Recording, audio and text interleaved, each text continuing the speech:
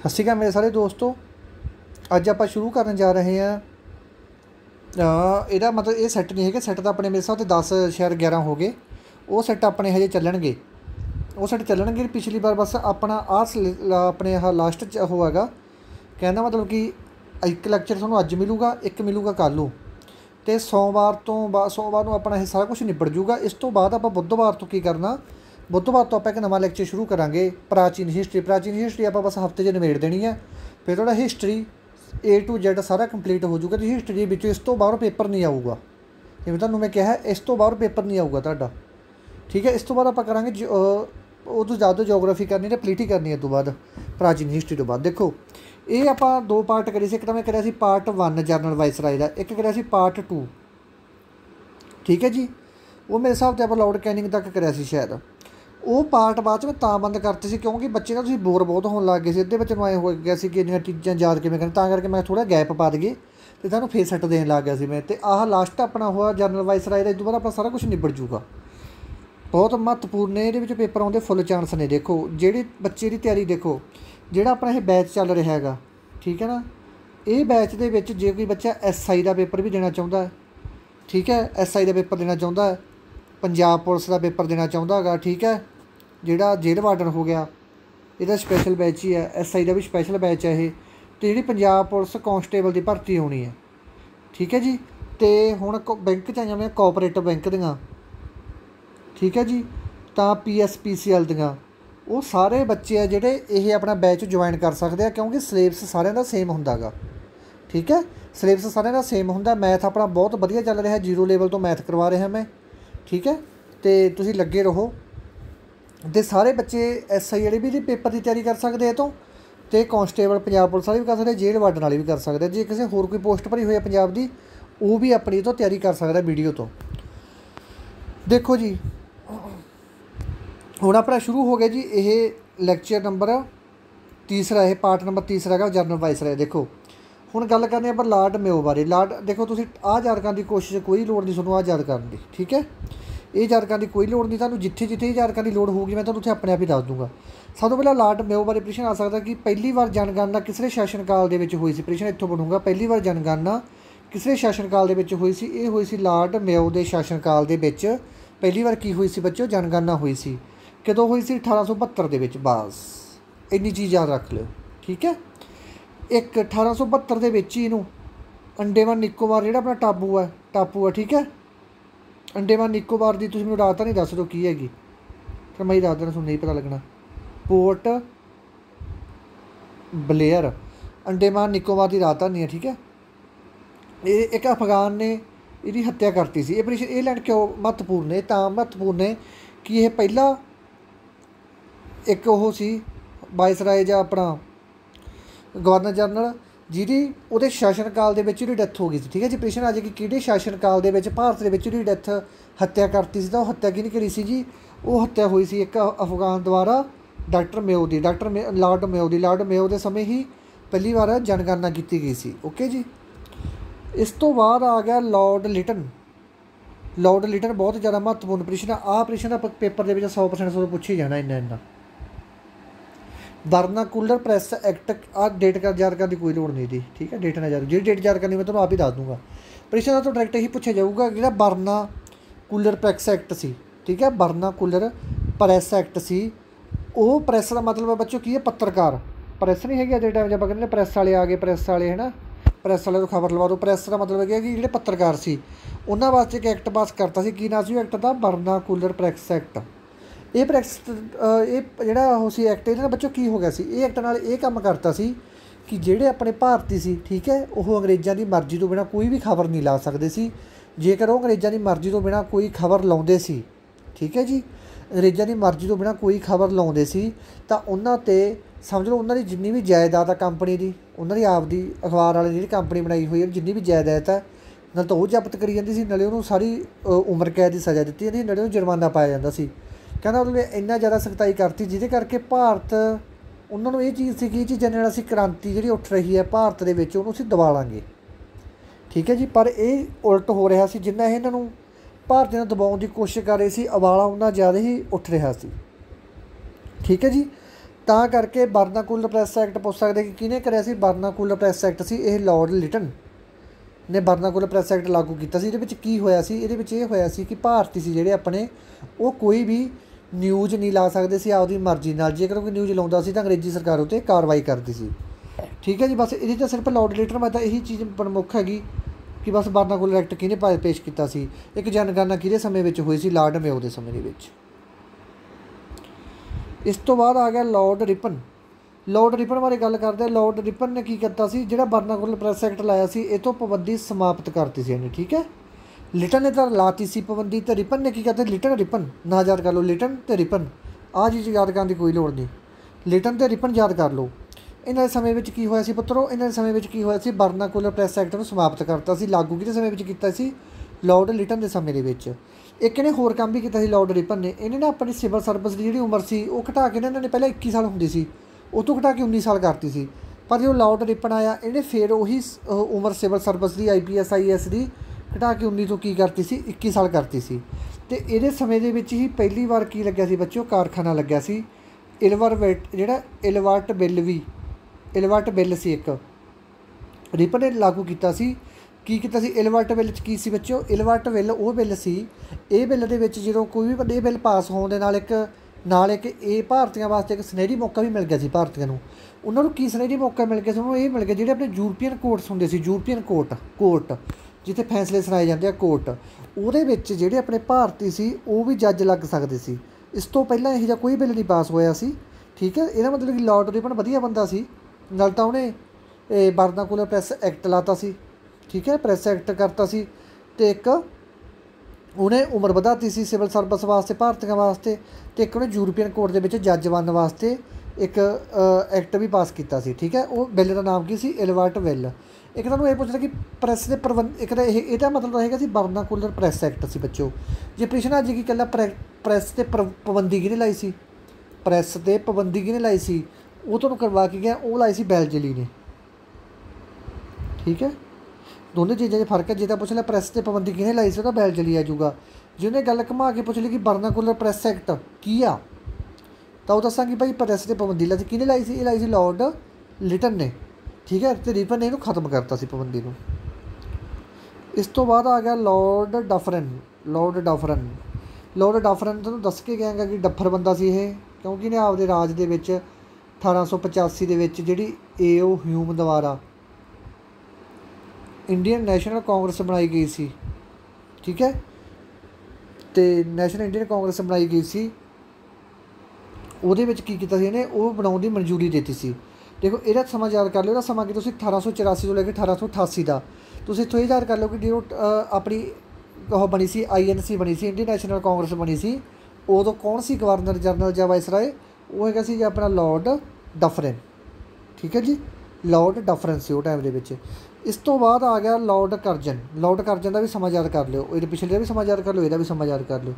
ਦੇਖੋ ਪ੍ਰਸ਼ਨ ਵਿੱਚ ਇੱਕ ਹੀ ਪੁੱਛਿਆ ਜਾਣਾਗਾ ਕਿ ਜਦੋਂ ਬੰਗਾਲ ਦੀ ਵੰਡ ਹੋਈ ਸੀ ਉਦੋਂ ਕਿਹਦਾ ਸ਼ਾਸਨ ਸੀ, ਇਹ ਤੁਹਾਨੂੰ ਪਹਿਲਾਂ ਵੀ ਕਰਵਾ ਕੇ ਗਿਆ ਮੈਂ, ਉਦੋਂ ਲਾਰਡ ਕਰਜ਼ਨ ਦਾ ਸ਼ਾਸਨ ਸੀ ਜਦੋਂ ਬੰਗਾਲ ਦੀ ਵੰਡ ਹੋਈ ਹੈ। ਠੀਕ ਹੈ ਜੀ, ਇੱਕ ਨੇ ਹੋਰ ਵੀ ਇੱਕ ਕੰਮ ਚਲਾਇਆ ਸੀ, ਇਹਨੇ ਕੀ ਕੀਤਾ ਸੀ, ਇੱਕ ਵਿਭਾਗ ਬਣਾਤਾ ਸੀ। ਉਹ ਵਿਭਾਗ ਦਾ ਕੀ ਕੰਮ ਸੀ, ਜਿਹੜੀਆਂ ਆਪਣੇ ਇੰਡੀਆ ਦੀਆਂ ਪੁਰਾਣੀਆਂ ਇਮਾਰਤਾਂ ਉਹਦੀ ਦੇਖਭਾਲ ਅਤੇ ਮੁਰੰਮਤ ਵਾਸਤੇ ਨੇ ਇੱਕ ਵਿਭਾਗ ਦਾ ਵੀ ਗਠਨ ਕੀਤਾ ਸੀ। ਕਿਹਨੇ ਗਠਨ ਕੀਤਾ ਸੀ, ਲਾਰਡ ਕਰਜ਼ਨ ਨੇ। ਇਸ ਤੋਂ ਬਾਅਦ ਅਗਲਾ ਪ੍ਰਸ਼ਨ ਹੈਗਾ ਜੀ ਲਾਰਡ ਮਿੰਟੋ, ਇਹਦੀ ਵੀ ਤੁਸੀਂ ਡੇਟ ਯਾਦ ਰੱਖਣੀ ਹੈ। ਜਿਹੜਾ ਲਾਰਡ ਮਿੰਟੋ ਸੀ, ਸਭ ਤੋਂ ਪਹਿਲਾਂ ਤਾਂ ਇਹ ਪੁੱਛ ਸਕਦਾ ਕਿ ਮਿੰਟੋ ਮਾਰਲੇ ਕਦੋਂ ਹੋਇਆ ਸੀ, ਮਿੰਟੋ ਮਾਰਲੇ ਸੁਧਾਰ ਕਦੋਂ ਹੋਇਆ ਸੀ। ਮਿੰਟੋ ਮਾਰਲੇ ਸੁਧਾਰ ਹੋਇਆ ਸੀ 1909 ਦੇ ਵਿੱਚ। ਦੂਸਰਾ ਪ੍ਰਸ਼ਨ ਇਹ ਆ ਸਕਦਾ ਹੈਗਾ ਕਿ ਮੁਸਲਿਮ ਲੀਗ ਦੀ ਸਥਾਪਨਾ ਕਿਹਦੇ ਸ਼ਾਸਨ ਕਾਲ ਦੇ ਵਿੱਚ ਹੋਈ ਸੀ। ਮੁਸਲਿਮ ਲੀਗ ਦੀ ਸਥਾਪਨਾ ਹੋਈ ਸੀ 1906 ਦੇ ਵਿੱਚ। ਠੀਕ ਹੈ ਜੀ, ਕਿਹਨੇ ਕਰੀ ਸੀ ਇਹ, ਆਗਾ ਖਾਂ ਅਤੇ ਸਲੀਮ ਉਲ ਖਾਂ ਦੇ ਢਾਕਾ ਦੇ ਵਿੱਚ ਕਰੀ ਸੀ। ਠੀਕ ਹੈ, ਲਾਰਡ ਮਿੰਟੋ ਦੀ ਸ਼ਾਸਨ ਕਾਲ ਦੇ ਵਿੱਚ। ਠੀਕ ਹੈ, ਮਿੰਟੋ ਮਾਰਲੇ 1909 ਦੇ ਵਿੱਚ ਉਹ ਵੀ ਇਸੇ ਨਾਲ ਹੋਇਆ ਸੀ, ਅਤੇ ਮੁਸਲਿਮ ਲੀਗ ਦੀ ਸਥਾਪਨਾ ਵੀ ਇਸਦੇ ਸਮੇਂ ਦੇ ਵਿੱਚ ਹੀ ਹੋਈ ਸੀ। ਦੂਸਰੀ ਗੱਲ, ਇੱਕ ਸੂਰਤ ਦਾ ਵਿਭਾਜਨ ਹੋਇਆ ਸੀ, ਸੂਰਤ ਦਾ ਸੈਸ਼ਨ ਹੋਇਆ ਸੀ, ਉਹਦੇ ਵਿੱਚ ਕਾਂਗਰਸ ਦੋ ਧੜਿਆਂ ਦੇ ਵਿੱਚ ਵੰਡੀ ਗਈ ਸੀ। ਉਹ ਸੈਸ਼ਨ ਕਦੋਂ ਹੋਇਆ ਸੀ, 1907 ਦੇ ਵਿੱਚ। ਡੇਟ ਐਜ਼ ਇਟ ਥੋੜ੍ਹੇ ਯਾਦ ਹੋਣੀ ਚਾਹੀਦੀ। 1907 ਦੇ ਵਿੱਚ ਸੂਰਤ ਵਿਭਾਜਨ ਹੋਇਆ ਸੀ, 1906 ਦੇ ਵਿੱਚ ਮੁਸਲਿਮ ਲੀਗ ਦੀ ਸਥਾਪਨਾ ਹੋਈ ਸੀ, 1909 ਦੇ ਵਿੱਚ ਮਿੰਟੋ ਮਾਰਲੇ ਸੁਧਾਰ ਹੋਇਆ ਸੀ। ਠੀਕ ਹੈ ਜੀ, ਮੁਸਲਿਮ ਲੀਗ ਦੀ ਸਥਾਪਨਾ ਕਿਹਨੇ ਕੀਤੀ ਸੀ, ਆਗਾ ਖਾਂ ਅਤੇ ਸਲੀਮ ਉਲ ਖਾਂ ਨੇ। ਠੀਕ ਹੈ ਜੀ, ਅਤੇ ਦੂਸਰੀ ਗੱਲ ਇੱਥੋਂ ਇਹ ਬਣਦੀ ਹੈ ਕਿ ਕਾਂਗਰਸ ਨੇ ਦੋ ਧੜਿਆਂ 'ਚ ਵੰਡ ਦਿੱਤਾ ਸੀ INC ਨੂੰ। ਇਹ ਦੋ ਧੜੇ ਕਿਹੜੇ ਕਿਹੜੇ ਸੀ, ਇੱਕ ਤਾਂ ਹੈਗਾ ਸੀ ਗਰਮ ਧੜਾ, ਇੱਕ ਹੈਗਾ ਸੀ ਨਰਮ ਧੜਾ। ਨਰਮ ਧੜੇ ਰਹੇਗਾ ਸੀ ਕ੍ਰਿਸ਼ਨ ਗੋਖਲੇ, ਗਰਮ ਧੜੇ ਰਹੇਗਾ ਸੀ ਗੰਗਾਧਰ ਤਿਲਕ। ਠੀਕ ਹੈ ਜੀ। ਇਸ ਤੋਂ ਬਾਅਦ ਆਪਾਂ ਅੱਗੇ ਆ ਗਏ ਜੀ ਲਾਰਡ ਹਾਰਡਿੰਗ। ਲਾਰਡ ਹਾਰਡਿੰਗ ਨੇ ਕੀ ਕੀਤਾ ਸੀ? ਲਾਰਡ ਹਾਰਡਿੰਗ ਨੇ ਕੀ ਕਰਿਆ ਸੀ ਬੱਚਿਓ, ਇਹਨੇ ਜਿਹੜੀ ਬੰਗਾਲ ਦੀ ਵੰਡ ਹੋਈ ਸੀ ਉਹਨੂੰ ਰੱਦ ਕਰਤਾ ਸੀ। ਠੀਕ ਹੈ, ਇਹ ਤਾਂ ਤੁਸੀਂ ਯਾਦ ਨਾ ਕਰਿਓ, ਪਰ ਆਹ ਚੀਜ਼ ਇੰਨੀ ਤੁਸੀਂ ਇਹਦਾ ਵੀ ਟਾਈਮ ਪੀਰੀਅਡ ਯਾਦ ਰੱਖਣਾ। ਲਾਰਡ ਹਾਰਡਿੰਗ ਕਦੋਂ ਤੱਕ ਸੀ?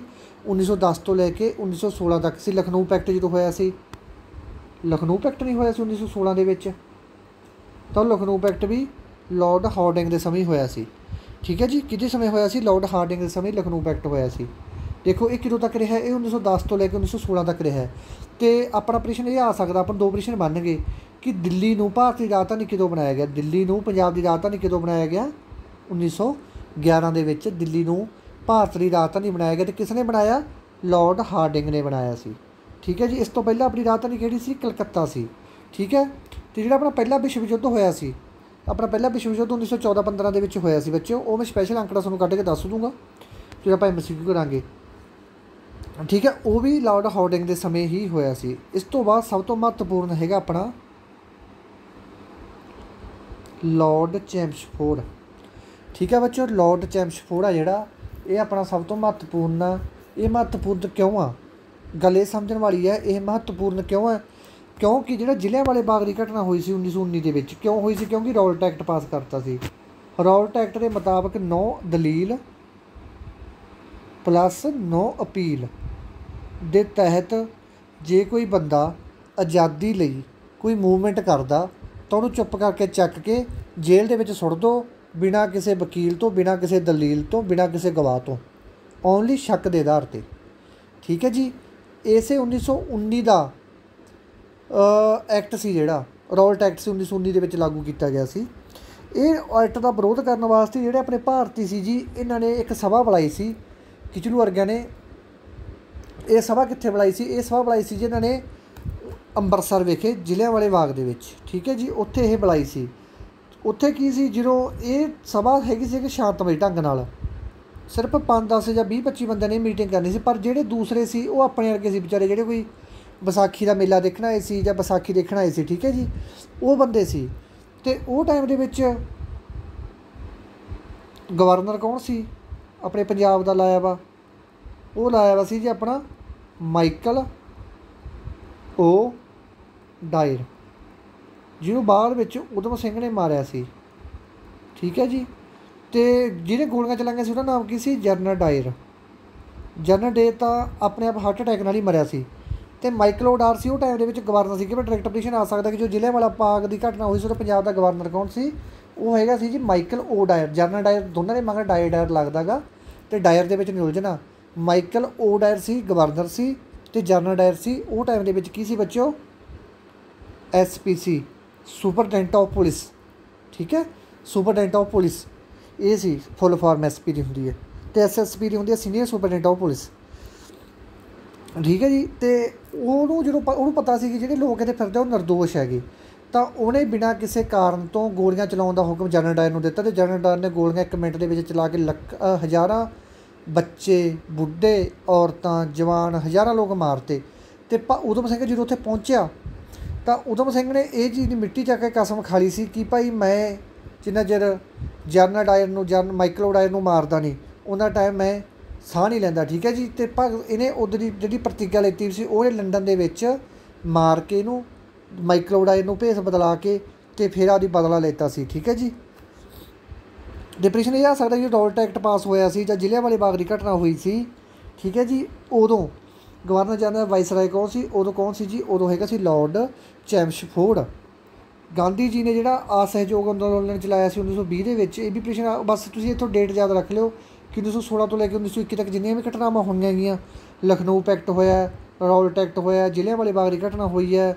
ਠੀਕ ਹੈ, ਅਸਹਿਯੋਗ ਅੰਦੋਲਨ ਚੱਲਿਆ ਗਾ, ਉਹਦੇ ਵਿੱਚ ਸਭ ਦਾ ਉਹ ਟਾਈਮ ਦੇ ਵਿੱਚ ਸ਼ਾਸਨਕਾਲ ਕਿਹਦਾ ਚੱਲ ਰਿਹਾ ਸੀ? ਲਾਰਡ ਚੈਮਸਫੋਰਡ ਦਾ ਸ਼ਾਸਨਕਾਲ ਚੱਲ ਰਿਹਾ ਸੀ। ਇਸ ਤੋਂ ਬਾਅਦ ਆ ਗਿਆ ਲਾਰਡ ਰੀਡਿੰਗ। ਲਾਰਡ ਰੀਡਿੰਗ ਵੀ ਤੁਸੀਂ ਚੰਗੀ ਤਰ੍ਹਾਂ ਯਾਦ ਕਰ ਲਓ। 1921 ਤੋਂ ਲੈ ਕੇ 1921 ਤੋਂ ਲੈ ਕੇ 1926 ਤੱਕ ਜਿਹੜਾ ਵੀ ਕੋਈ ਸ਼ਾਸਨਕਾਲ ਇਹਦਾ ਸੀ, ਜਿੰਨੀਆਂ ਵੀ ਘਟਨਾਵਾਂ ਹੋਈਆਂ, ਕਿਹੜੀਆਂ ਘਟਨਾਵਾਂ ਹੋਈਆਂ ਸੀ? ਕੋਕਰੀ ਕਾਂਡ ਹੋਇਆ ਸੀ, ਚੋਰੀ ਦੀ ਘਟਨਾ ਹੋਈ ਸੀ। ਠੀਕ ਹੈ, ਚੋਰੀ ਦੀ ਘਟਨਾ ਵਿੱਚ ਥਾਣੇ ਨੂੰ ਅੱਗ ਲਾਤੀ ਸੀ, ਕੋਕਰੀ ਕਾਂਡ ਦੇ ਵਿੱਚ ਰਾਮ ਪ੍ਰਸਾਦ ਬਿਸਮਲ ਸੀ ਇਹਦਾ ਇੰਚਾਰਜ, ਜਿਹੜਾ ਅੰਗਰੇਜ਼ਾਂ ਦੀ ਚੱਲਦੀ ਰੇਡ ਗੱਡੀ ਵਿੱਚ ਹਥਿਆਰ ਲੁੱਟਣ ਦੀ ਕੋਸ਼ਿਸ਼ ਕੀਤੀ ਸੀ, ਪਰ ਇਹਦੇ ਵਿੱਚ ਉਹ ਕਾਮਯਾਬ ਨਹੀਂ ਹੋ ਸਕਿਆ। ਠੀਕ ਹੈ, ਇਹ ਨੇਤਾ ਸੀ, ਲੀਡ ਕਰ ਰਿਹਾ ਸੀ।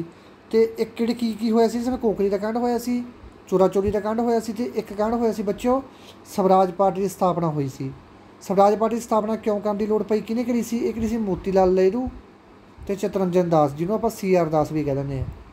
ਇਹਨੂੰ ਲੋੜ ਕਿਉਂ ਪਈ ਸੀ? ਲੋੜ ਤਾਂ ਪਈ ਸੀ ਕਿ ਜਦੋਂ ਚੋਰੀ ਦੀ ਘਟਨਾ ਹੋ ਗਈ ਸੀ, ਉਦੋਂ ਗਾਂਧੀ ਜੀ ਨੇ ਦੁਖੀ ਹੋ ਗਿਆ, ਅਸਹਿਯੋਗ ਅੰਦੋਲਨ ਛੱਡਤਾ। ਇਹ ਗਾਂਧੀ ਜੀ ਨੂੰ ਕਹਿੰਦੇ ਆਪਾਂ ਅਸਹਿਯੋਗ ਅੰਦੋਲਨ ਛੱਡਣਾ ਨਹੀਂ ਹੈਗਾ, ਗਾਂਧੀ ਜੀ ਨੂੰ ਕਹਿੰਦੇ ਆਪਾਂ ਇਹ ਛੱਡਣਾ ਨਹੀਂ ਹੈਗਾ। ਪਰ ਗਾਂਧੀ ਜੀ ਨੇ ਉਹਨਾਂ ਦੀ ਇੱਕ ਨਹੀਂ ਸੁਣੀ ਅਤੇ ਛੱਡਤਾ। ਤੋਂ ਤੰਗ ਆ ਕੇ ਉਹਨਾਂ ਨੇ ਕੀ ਕੀਤਾ ਸੀ ਜੀ, ਆਪਦੀ ਇੱਕ ਅਲੱਗ ਪਾਰਟੀ ਬਣਾ ਲਈ, ਸਵਰਾਜ ਪਾਰਟੀ। ਸਵਰਾਜ ਪਾਰਟੀ ਕਦੋਂ ਬਣੀ ਸੀ? 1923 ਦੇ ਵਿੱਚ ਹੈ। ਅੱਧੀਆਂ ਬੁੱਕਸ ਦੇ ਵਿੱਚ 1922 ਆ। ਠੀਕ ਹੈ ਜੀ, ਦੋਨਾਂ ਦੇ ਵਿੱਚ ਹਜੇ ਕਨਫਿਊਜ਼ਨ ਹੈ, ਮੈਨੂੰ ਨਹੀਂ ਕਨਫਿਊਜ਼ਨ ਹੈਗੀ, ਬੁੱਕਾਂ ਦੀ ਕਨਫਿਊਜ਼ਨ ਹੈ। ਅਤੇ ਦੋਨਾਂ ਦੇ ਵਿੱਚੋਂ ਤੁਹਾਨੂੰ ਇੱਕ ਚੀਜ਼ ਮਿਲੂਗੀ ਪੇਪਰ ਦੇ ਵਿੱਚ, ਇੱਕ ਡੇਟ ਮਿਲੂਗੀ। ਠੀਕ ਹੈ ਜੀ, ਉਹ ਜ਼ਿਆਦਾ ਤੁਸੀਂ 1923 'ਤੇ ਧਿਆਨ ਰੱਖਿਓ, ਕਿਉਂਕਿ ਇਹ 1 ਜੈਨ ਨੂੰ ਬਣੀ ਸੀ। 1 ਜੈਨ 1923 ਨੂੰ ਬਣੀ ਸੀ, ਤਾਂ ਕਰਕੇ ਜੇ ਤਾਂ ਆਪਾਂ 1 ਜੈਨ ਮੰਨਦੇ ਹਾਂ ਫਿਰ ਤਾਂ 1923 ਆਉਂਦਾ ਗਾ। ਅਤੇ ਜੇ ਆਪਾਂ ਪਿਛਲਾ 31 ਜਾਂ 30 ਦਸੰਬਰ ਮੰਨਦੇ ਤਾਂ ਫਿਰ ਆਉਂਦਾ ਗਾ। ਤਾਂ ਕਰਕੇ ਜੇ ਕਨਫਿਊਜ਼ਨ ਇੱਕ ਦੋ ਦਿਨਾਂ ਦਾ ਫਰਕ ਹੀ ਪੈਂਦਾ, ਬਾਹਲਾ ਫਰਕ ਨਹੀਂ ਪੈਂਦਾ ਇਹਦੇ 'ਚ। ਠੀਕ ਹੈ ਜੀ, ਇੱਕ ਤੁਹਾਨੂੰ ਹੋਰ ਦੱਸਦਾ, ਪ੍ਰਿੰਸ ਆਫ ਵੇਲ ਕਿਸੇ ਸ਼ਾਸਨ ਕਾਲ 'ਚ ਆਇਆ ਸੀ? ਪ੍ਰਸ਼ਨ ਪੁੱਛ ਸਕਦੇ। ਪ੍ਰਿੰਸ ਆਫ ਵੇਲ ਹੈ ਜਿਹੜਾ ਆਇਆ ਸੀ, ਠੀਕ ਹੈ ਜੀ, ਇਹ ਆਇਆ ਸੀ ਜੀ ਲਾਰਡ ਰੀਡਿੰਗ ਦੇ ਸਮੇਂ ਦੇ ਵਿੱਚ। ਯਾਤਰਾ ਕਰਨ ਆਇਆ ਸੀ ਭਾਰਤ ਦੀ, ਪਰ ਭਾਰਤੀਆਂ ਨੇ ਜਿਹੜਾ ਬਹੁਤ ਵਿਦਰੋਹ ਕੀਤਾ ਸੀ, ਉਸ ਦਿਨ ਸਾਰੇ ਭਾਰਤ ਦੇ ਵਿੱਚ ਆਪਣੇ ਭਾਰਤੀਆਂ ਨੇ ਹੜਤਾਲ ਕਰਤੀ ਸੀ। ਠੀਕ ਹੈ ਜੀ, ਇਸ ਤੋਂ ਬਾਅਦ ਆ ਗਿਆ ਲਾਰਡ ਇਰਵਿਨ। ਲਾਰਡ ਇਰਵਿਨ ਇੱਕ ਤਾਂ ਪ੍ਰਸ਼ਨ ਇਹ ਆਊਗਾ, ਦੇਖੋ ਲਾਰਡ, ਇਹ ਤੁਹਾਡਾ ਆਪਦਾ ਕੰਮ ਹੀ ਦਿਮਾਗ ਕੰਮ ਕਰਨਾ ਚਾਹੀਦਾ। ਦੇਖੋ 1930 1931 ਤੱਕ ਅਤੇ ਇੱਕ 1932 3 ਗੋਲਮੇਜ ਸੰਮੇਲਨ ਹੋਏ ਆਪਣੇ। ਠੀਕ ਹੈ, ਇਹਨਾਂ ਦੇ 2 ਗੋਲਮੇਜ ਸੰਮੇਲਨ ਜਿਹੜੇ ਹੋਏ ਆ ਉਹ ਲਾਰਡ ਇਰਵਿਨ ਦੇ ਸਮੇਂ ਹੋਇਆ। ਇਹਦੀ ਵੀ ਡੇਟ ਯਾਦ ਰੱਖ ਲਿਓ। ਠੀਕ ਹੈ, ਕਿਹਦੇ ਸਮੇਂ ਦੇ ਵਿੱਚ ਹੋਇਆ? ਲਾਰਡ ਇਰਵਿਨ ਦੇ ਸਮੇਂ ਹੋਏ ਹੈਗੇ ਜਿਹੜੇ ਬੱਚੇ, ਉਹ 2 ਕੀ ਹੋਏ ਹੈਗੇ ਆਪਣੇ ਗੋਲਮੇਜ ਸੰਮੇਲਨ ਹੋਏ ਆ। ਠੀਕ ਹੈ, ਅਤੇ ਇੱਕ ਕੀ ਹੋਇਆ ਸੀ? ਇੱਕ ਹੋਇਆ ਸੀ ਇਰਵਿਨ ਪੈਕਟ। ਪ੍ਰਸ਼ਨ ਡਾਇਰੈਕਟ ਪੁੱਛ ਸਕਦੇ ਕਿ ਇਰਵਿਨ ਪੈਕਟ ਕਦੋਂ ਹੋਇਆ ਸੀ? ਇਰਵਿਨ ਪੈਕਟ ਮੇਰੇ ਹਿਸਾਬ ਤੋਂ 1931 ਦੇ ਵਿੱਚ ਹੋਇਆ ਸੀ। ਇੱਕ ਵਾਰ ਤੁਸੀਂ ਯਾਦ ਕਰ ਲਓ, 1931 ਦੇ ਵਿੱਚ ਹੋਇਆ ਸੀ ਇਰਵਿਨ ਪੈਕਟ। ਅਤੇ ਕਿਉਂਕਿ 32 ਦੇ ਵਿੱਚ ਤਾਂ ਇਹ ਹੈ ਨਹੀਂ, ਤਾਂ ਇਰਵਿਨ ਪੈਕਟ ਨਾ ਯਾਦ ਕਰੋ ਤੁਸੀਂ, ਬਸ ਸਿੱਧਾ ਇੰਨਾ ਯਾਦ ਕਰ ਲਓ ਕਿ 2 ਗੋਲਮੇਜ ਸੰਮੇਲਨ ਇਹਦੇ ਸਮੇਂ ਵਿੱਚ ਹੋਏ ਸੀ। ਅਤੇ ਸਾਈਮਨ ਕਮਿਸ਼ਨ ਜਦੋਂ ਆਇਆ ਸੀ 1928 ਦੇ ਵਿੱਚ, ਸਾਈਮਨ ਕਮਿਸ਼ਨ ਆਇਆ ਸੀ, ਜਿਹਦਾ ਵਿਦਰੋਹ ਲਾਲਾ ਲਾਜਪਤ ਰਾਏ ਜੀ ਕਰ ਰਹੇ ਸੀ, ਅਤੇ ਸਾਡਰਸ ਨੇ ਉਹਨਾਂ 'ਤੇ ਲਾਠੀਆਂ ਮਾਰ ਕੇ ਉਹਨਾਂ ਨੂੰ ਸ਼ਹੀਦ ਕਰਤਾ ਸੀ। ਅਤੇ ਫਿਰ 1929 ਦੇ ਵਿੱਚ ਭਗਤ ਸਿੰਘ ਨੇ ਸਾਡਰਸ ਨੂੰ ਗੋਲੀ ਮਾਰ ਕੇ ਲਾਲਾ ਲਾਜਪਤ ਰਾਏ ਦੀ ਮੌਤ ਦਾ ਬਦਲਾ ਲਿੱਤਾ ਸੀ। ਠੀਕ ਹੈ ਜੀ,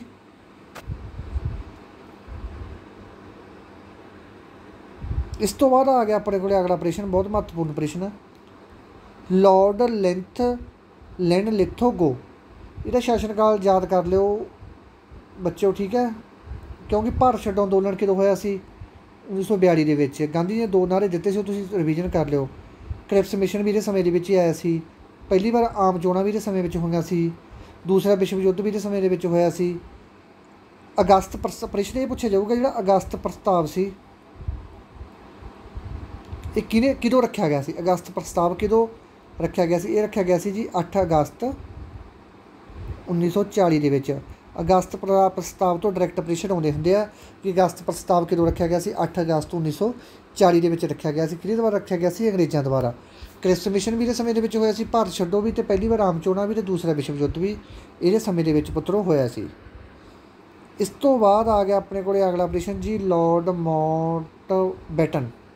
ਬਹੁਤ ਜ਼ਿਆਦਾ ਮਹੱਤਵਪੂਰਨ ਰੋਲ ਹੈ ਇਹਦਾ, ਕਿਉਂਕਿ ਇਹਦੇ ਸ਼ਾਸਨ ਕਾਲ ਦੇ ਵਿੱਚ ਹੀ ਆਪਾਂ ਨੂੰ ਕੀ ਮਿਲੀ ਸੀ ਬੱਚਿਓ? ਆਜ਼ਾਦੀ ਮਿਲੀ ਸੀ, ਆਪਣਾ ਭਾਰਤ ਆਜ਼ਾਦ ਹੋਇਆ ਸੀ। ਦੇਖੋ ਹੁਣ ਜਦੋਂ ਆਜ਼ਾਦੀ ਦੀ ਗੱਲ ਚੱਲ ਹੀ ਪਈ, ਹੁਣ ਤੁਸੀਂ ਮੈਨੂੰ ਦੱਸੋ ਕਿ ਜਿਹੜੇ ਪਾਕਿਸਤਾਨ ਵਾਲੇ ਆ, ਪਾਕਿਸਤਾਨ ਆਪਦਾ ਆਜ਼ਾਦੀ ਦਿਵਸ ਕਦੋਂ ਮਨਾਉਂਦਾ?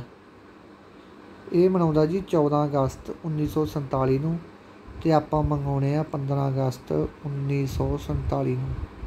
ਓਕੇ ਜੀ, ਆਜ਼ਾਦ ਭਾਰਤ ਦਾ ਪਹਿਲਾ ਗਵਰਨਰ ਜਨਰਲ, ਠੀਕ ਹੈ, ਜਿਹੜਾ ਆਪਣਾ ਭਾਰਤ ਆਜ਼ਾਦ ਹੋ ਗਿਆ ਸੀ, ਪਹਿਲਾ ਗਵਰਨਰ ਜਨਰਲ ਕੌਣ ਸੀ ਜੀ? ਪਹਿਲਾ ਗਵਰਨਰ ਜਨਰਲ ਹੈਗਾ ਸੀ ਆਪਣਾ ਲਾਰਡ ਮਾਊਂਟਬੈਟਨ।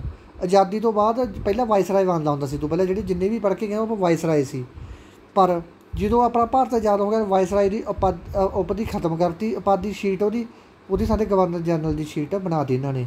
ਇੱਕ ਤੁਹਾਨੂੰ ਪ੍ਰਸ਼ਨ ਡਾਇਰੈਕਟ ਇਹ ਪੁੱਛਿਆ ਜਾਊਗਾ ਕਿ ਆਜ਼ਾਦ ਭਾਰਤ ਦਾ ਪਹਿਲਾ ਗਵਰਨਰ ਜਨਰਲ ਕੌਣ ਸੀ? ਆਪਣੇ ਆਜ਼ਾਦ ਭਾਰਤ ਦਾ ਪਹਿਲਾ ਗਵਰਨਰ ਜਨਰਲ ਬੱਚੋ ਹੈਗਾ ਸੀ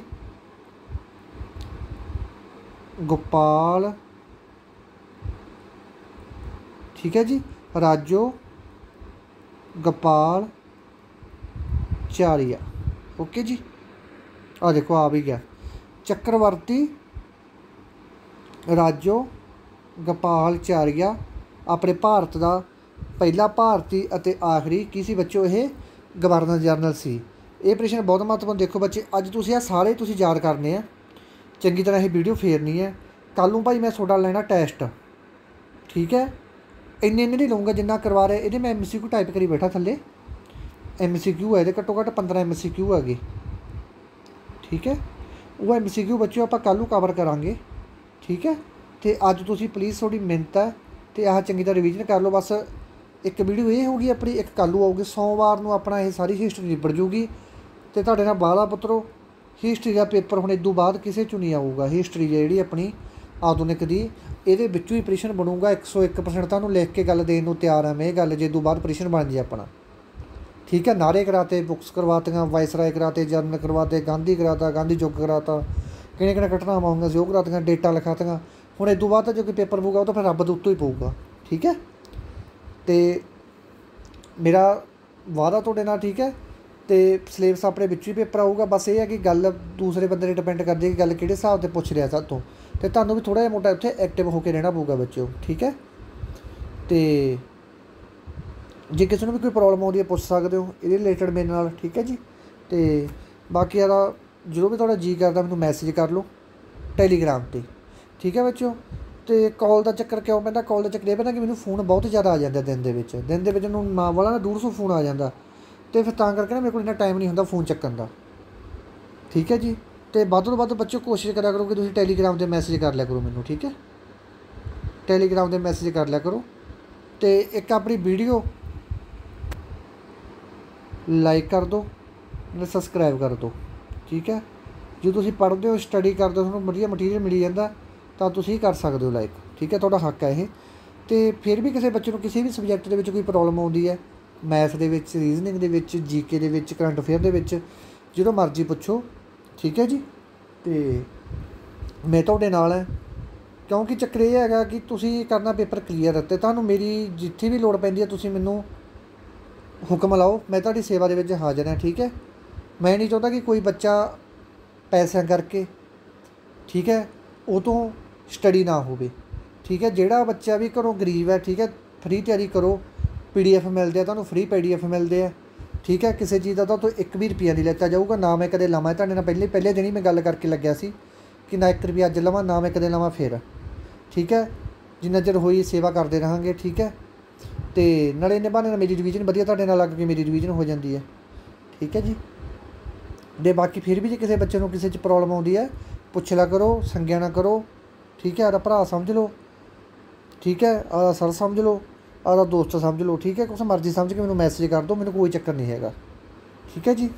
तो पर पेपर क्लीयर होना चाहिए, ओके। जिवें तुहानूं पहलां कहा कि हार्ड वर्क है जिहड़ा आपनूं सक्सैस तक लैके जाऊगा। हार्ड वर्क तो बिना आपां अगे नहीं जा सकते, ठीक है जी। हुण तुहाडे कोल टाइम हैगा हार्ड वर्क करन दा, हुण तुहाडे कोल हार्ड वर्क करन दा टाइम हजे पिया हैगा। पर जो पेपर दे विच 1 महीना रह गया उदों हार्ड वर्क खत्म हो जू, उदों अपना की चलूगा स्मार्ट वर्क।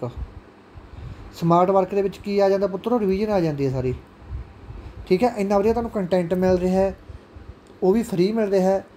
जे तुहानूं नहीं यकीन आउंदा यूट्यूब ते किते भी जाके सर्च कर लो विद PDF, ठीक है, विद PDF ते full syllabus cover, full syllabus cover की गारंटी कोई दिंदा होवे, ठीक है जी। सिर्फ तुहाडे वास्ते बैच है। तो तुहाडी हरेक प्रॉब्लम का सॉल्व भी नाल दे नाल मैं दसदा हुंदागा, ठीक है। जे किसी बच्चे को कोई प्रॉब्लम आउंदी है किसी सवाल दे विच मैनूं पुछ सकदा जो मर्जी, ठीक है। इन्नी खुली छुट्टी तुहानूं किते नहीं मिल सकती, ठीक है। लॉकडाउन करके मैं फ्री हैगा तो जिहड़ा कोई काम पुछना हुंदा पुछ सकदे हो, ठीक है। तो बाकी होर भी मेरे को बच्चे आउंदे हुंदे हैगे तो सारिआं नूं सिलेबस नूं सेम ही मिलदा, तुहानूं भी सेम मिलदा, उन्होंने भी सेम मिलदा। कदे भी तुहाडा पढ़ाई के रिलेटेड बच्चों मैं कभी भी तुहाडे नाल वितकरा नहीं करूँगा, बेफिक्र होकर मैथों पढ़ो, ठीक है। जे मेरे च इंसानियत हैगी है मैं तुहाडे नाल पढ़ाई के रिलेटेड कभी भी वितकरा नहीं करूँगा। जिन्नी आउंदी है उन्नी तुहानूं मैं सिखा के जाऊँगा। तो मैथ जिहड़े 10 सवाल करवाए वो 10 सवाल तुसीं आप भी करने हैं। तो रीजनिंग का लैक्चर अपना अज शाम को लगूगा, ओके जी। तो धन्नवाद मेरे दोस्तों, जिउंदे वधदे रहो। तो एक बार चंगी तरह तैयारी कर लियो, ਜਿਹੜੀਆਂ ਮੈਂ ਡੇਟਾ ਯਾਦ ਕਰਨ ਨੂੰ ਕਹੀਆਂ, ਤੇ ਉਹ ਡੇਟਾ ਯਾਦ ਵੀ ਕਰ ਲਿਓ। ਠੀਕ ਹੈ ਜੀ, PDF ਇਹਦਾ ਤੁਹਾਨੂੰ ਮਿਲ ਜੂਗਾ। ਓਕੇ ਜੀ, ਆਹ ਤਾਂ ਤੁਹਾਨੂੰ ਕਾਲੂ ਕਰਵਾਊਂਗਾ ਫਿਰ ਮੈਂ। ਠੀਕ ਹੈ, ਅਤੇ PDF ਤੁਹਾਨੂੰ ਮਿਲ ਜੂਗਾ। ਧੰਨਵਾਦ ਮੇਰੇ ਦੋਸਤੋ, ਜਿਉਂਦੇ ਵੱਸਦੇ ਰਹੋ।